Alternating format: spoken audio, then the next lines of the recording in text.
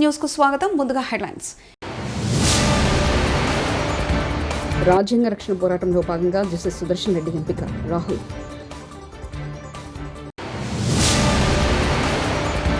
ఈ బిల్లు మీకే కాదు అన్ని పార్టీలకు వర్తిస్తుంది. కాంగ్రెస్ పై కిషన్ రెడ్డి సెటర్.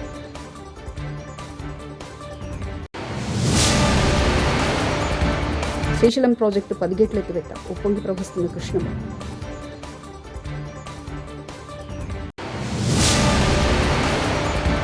వైఎస్ జగన్ తిట్టడం తప్ప రాష్ట్రానికి ఏం చేశారో వచ్చేస్తున్నారు.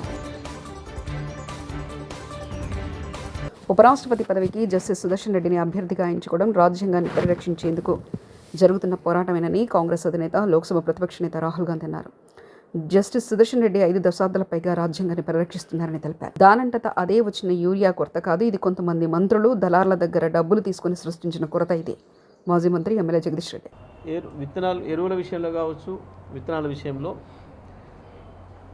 ఇది దానంతరం అది వస్తున్న కొరత కాదు, నకిలీవి కావు. ఇవి కేవలం కొద్దిమంది మంత్రులు, దళారుల దగ్గర కుమ్మక్కై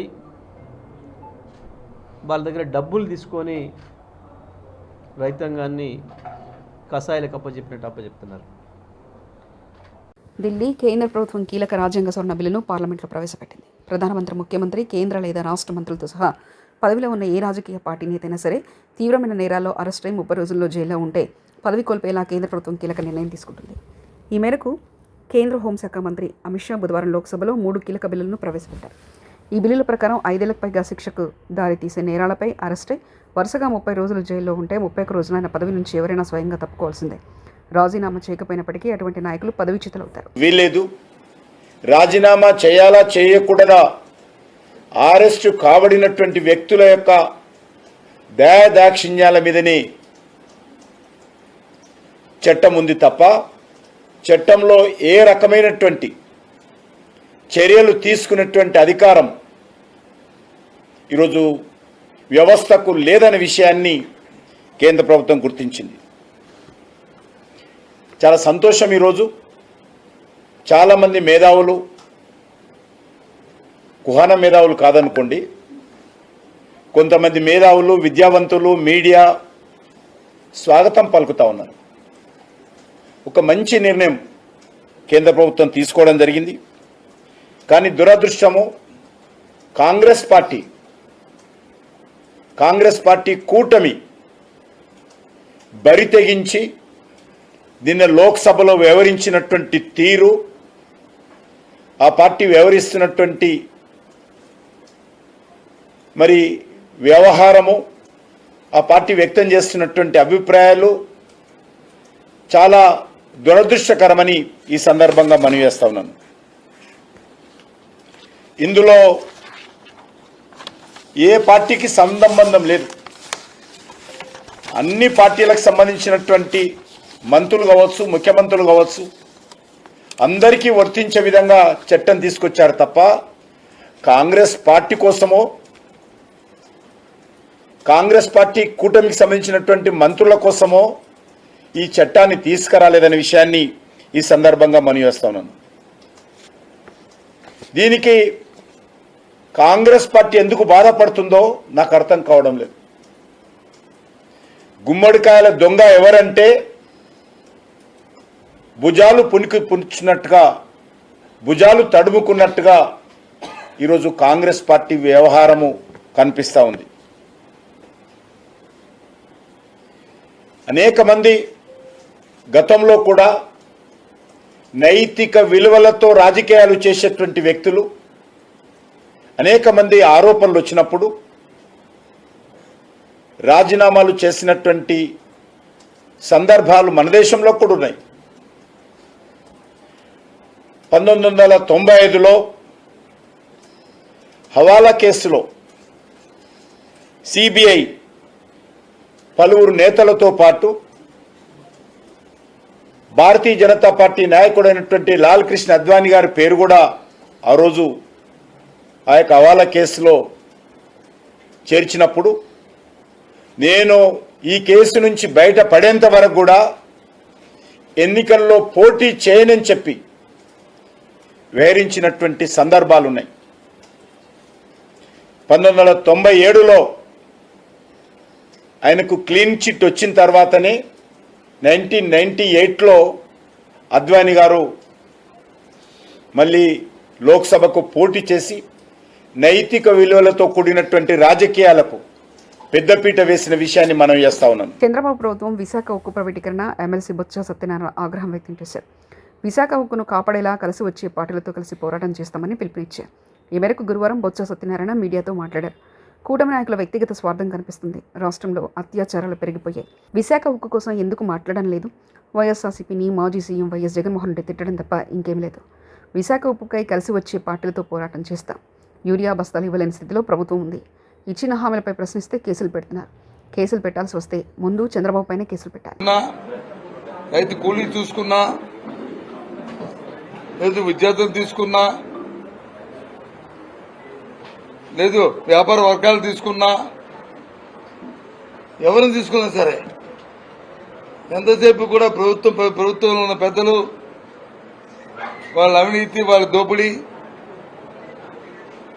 వాళ్ళ వ్యక్తిగత ఆరాధన, స్వార్థం తప్ప ఏం కనిపించట్లేదు.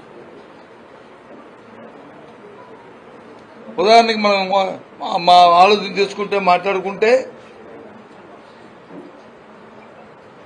రైతుల కోసం ఈ 14 నెలలైంది ప్రభుత్వం వచ్చి.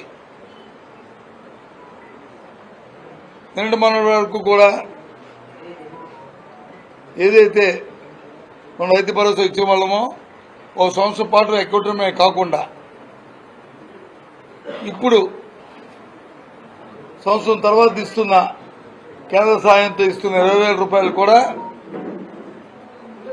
అప్పుడు రైతు భరోసా ఇచ్చిన ఎవరైతే అర్హులైన వారికి ఇచ్చారో వాళ్ళందరూ కూడా ఇచ్చే పరిస్థితి కూడా రాష్ట్రంలో లేదు. ఉమ్మడి తూర్పుగోదావరి జిల్లాలో చూసుకుంటే ఇంతకుముందు వచ్చిన రైతు భరోసా సంఖ్య కంటే ఇప్పుడు సుమారు 70-80 వేల మందికి ఇంకా రాలే. ఇది వాస్తవం, లెక్కలు వాళ్ళే చూసుకోమనండి. మేము ఫ్యాబ్రికేట్ కాదు, ఎవరి మీద నిందమ బుద్ధులు చెప్తున్న మాటలు కాదు.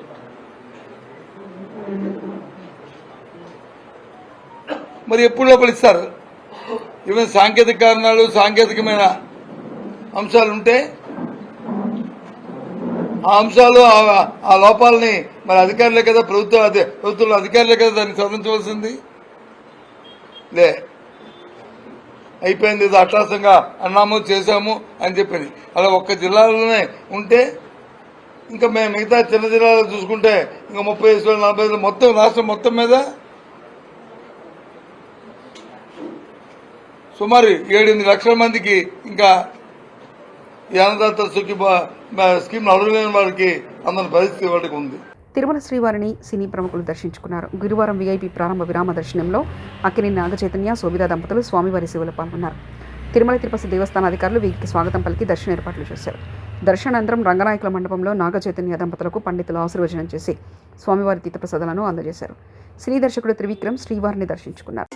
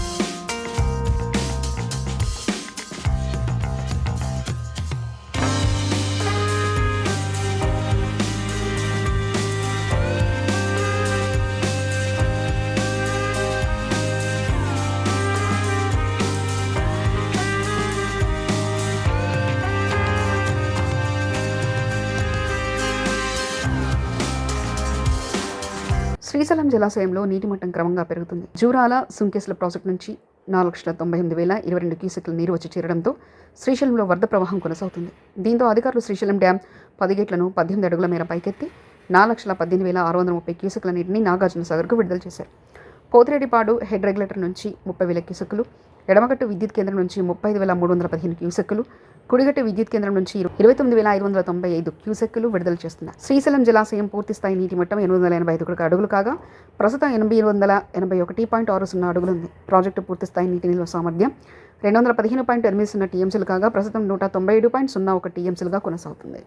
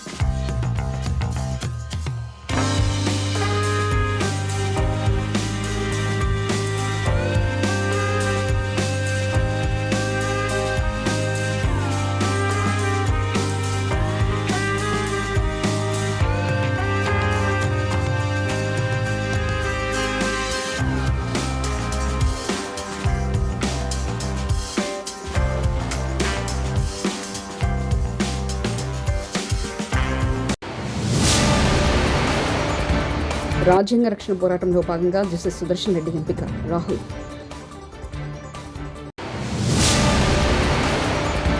ఈ బిల్లు మీకే కాదు అన్ని పార్టీలకు వర్తిస్తుంది. కాంగ్రెస్పై కిషన్ రెడ్డి సెటర్.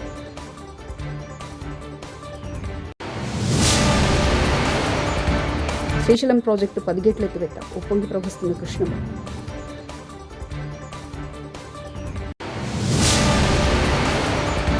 వైఎస్ జగన్ తిట్టడం తప్ప రాష్ట్రానికి ఏం చేశారో చెప్పు వచ్చేసరికి. ఇవి బులెటిన్ విశేషాలు.